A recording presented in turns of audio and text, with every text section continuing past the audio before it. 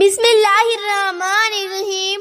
محترم ناظرین، جو لوگ نماز میں باتیں کرتے ہیں ان پر اللہ کا عذاب، جن نمازوں کے بعد سنتیں ہیں اور ان میں فرضوں کے بعد اور سنتوں سے پہلے ایک دوسرے کو سلام کرنا مکروہ تنزیہ ہے، یعنی گناہ نہیں لیکن ناپسندیدہ عمل ہے جس سے سنتوں کے ثواب میں کمی آ جاتی ہے۔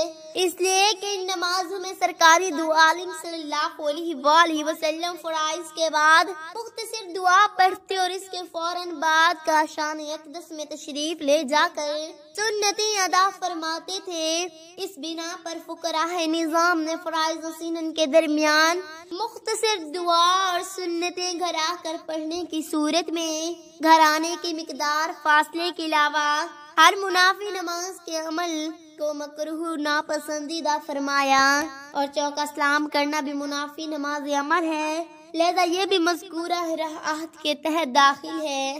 سرکاری دو عالم صلی اللہ علیہ وآلہ وسلم کا معمول مبارک بیان کرتے ہوئے حضرت عائشہ صدیقہ رضی اللہ تعالی عنہما ارشاد فرماتی ہیں، جب فرائض سے سلام پھیرتے تو پڑھنے کے مقدار تشریف رکھا کرتے تھے۔ فرائض کے بعد بلا فضل سنن کی ادائیگی کرنی چاہیے۔ ان کے مابین مختصر دعا کی مقدار فاصلے کیا جا سکتا ہے، اس سے زائد فاصلہ کرنا مکروہ ہے۔ ان کے مابین کلام یا منافی تحریمی عمل بھی مکروہ ہے، چنانچہ در مختار میں ہے۔ سنت و فرض کے درمیان کلام کرنا سنت کو ساقط نہیں کرتا، تاہم اس کے ثواب کو کم کر دیتا ہے۔ اسی طرح اصح قول کے مطابق ہر منافی تحریم افعال کا حکم ہے۔ نماز اسلام کا اہم ترین رکن ہے اور اللہ تعالیٰ کی طرف سے مسلمانوں پر فرض کی گئی عبادت ہے۔ قرآن و حدیث میں نماز کی بہت زیادہ فضیلت اور اہمیت بیان کی گئی ہے۔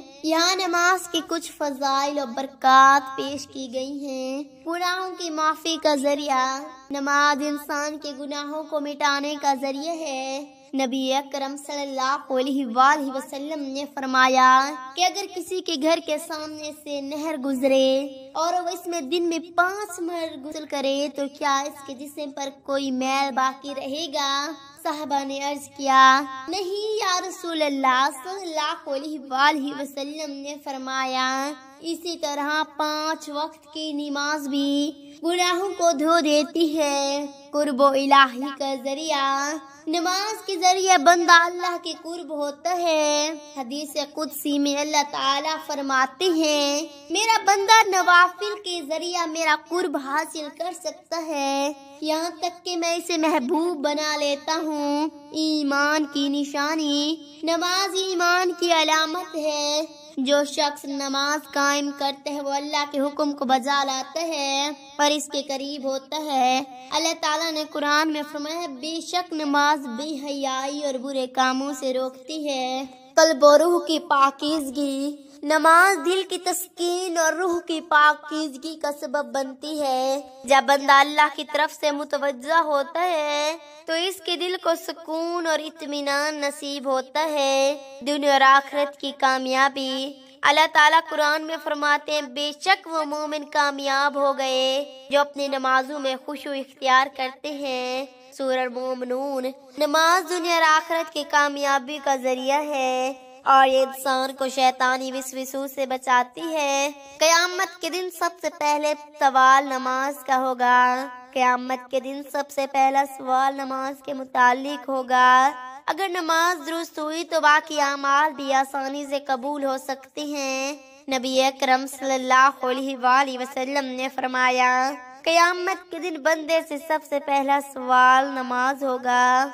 بندے کے درجات کی بلندی، نماز کے ذریعے بندے کے درجات بلند ہوتے ہیں اور اللہ تعالیٰ اس کی دعاؤں کو قبول فرماتا ہے۔ ان فضائل کو سامنے رکھتے ہوئے ہمیں چاہے کہ نماز کو ہمیشہ بر وقت اور خشوع و خضوع کے ساتھ ادا کریں تاکہ اللہ کی رضا اور قربت حاصل ہو اور ہماری دنیا اور آخرت سنوارے۔ نماز کے دوران باتیں کرنا ایک سنگین غلطی ہے، کیونکہ نماز اللہ کی عبادت کا خاص عمل ہے جس میں مکمل توجہ اور اخلاص مطلوب ہے۔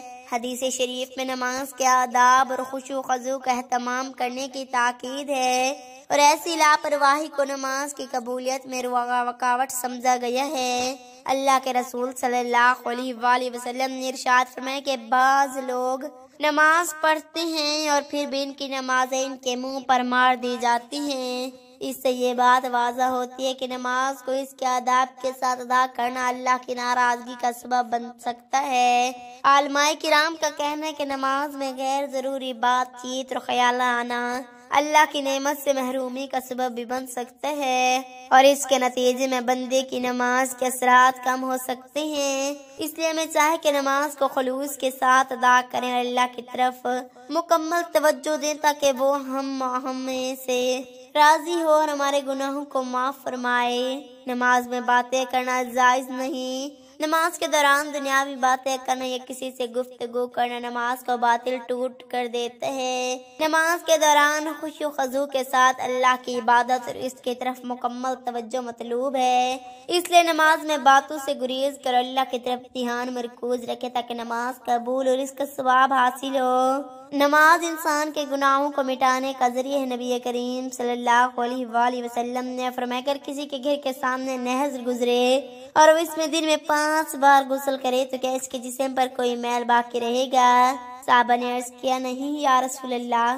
آپ صلی اللہ علیہ وآلہ وسلم نے فرمایا اس طرح 5 وقت کی نماز کے گناہوں کو دھو دیتی ہے۔ اللہ پاک سے دعا ہے کہ اللہ پاک ہمیں تمام حدیث پر عمل کرنے کی توفیق عطا فرمائے۔ آمین ثم آمین۔